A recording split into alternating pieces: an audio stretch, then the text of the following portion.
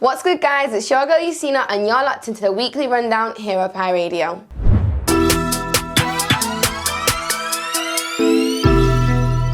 So first things first, let's start off with the bad news. If you're excited to put your shoes on, put your shorts on and go to Notting Hill Carnival this year, hang them up. For the second time running now, Carnival may be cancelled if social distancing measures are still in place. The CEO of Notting Hill Carnival, Mr. Matthew Phillips, recently gave an update on the future of the event to the DCMS committee. Mr. Phillips also got in contact with the local MPs of the area and explained to them how if social distancing measures are still in place during the time of Carnival, it can pose as a very big problem.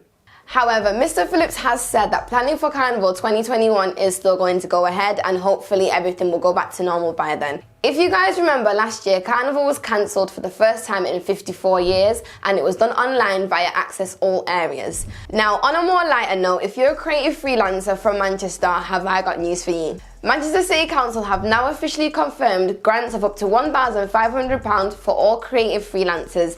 That means if you work in the music, art, theatre, literature. Good news is the grants isn't solely limited to just Mancunian residents only, but if you can prove that most of your work takes place in Manchester, then you can bag yourself £1,500. Additional support for the grant application scheme can be accessed via homemcr.org.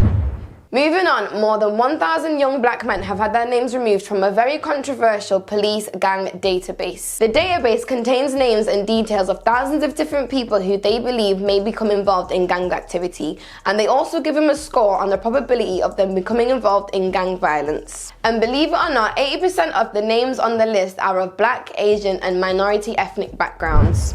So now an update on this never-ending COVID nightmare. Boris Johnson has confirmed that schools and colleges will not be opening until after March the 8th. The announcement was made on February the 2nd at the House of Commons, where basically they said schools and colleges can't go back to normal until vaccination targets have been met. By the end of February, the government aimed to have more information on the COVID vaccine and how they aim to reduce hospitalizations and deaths. The Labour Party have also argued that the February half-term should be used to vaccinate teachers, which will help allowing the schools to remain open when they finally do open. Lastly, onto some sad news. Sir Captain Tom Moore has died at the age of 100. The army veteran rose to fame during the UK's first national lockdown after he walked 100 laps of his garden and raised £32 million for the NHS in the process. On Sunday, January the 31st, Sir Tom was admitted into Bedford Hospital after needing help with breathing.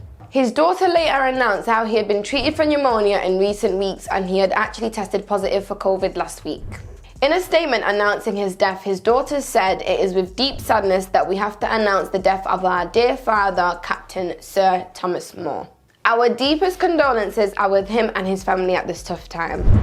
Once again, I've been your girl Yusina and you've been locked into the weekly rundown here at Pi Radio. Join us again on our new release date on Wednesdays at 4 PM for some more highlights and more news.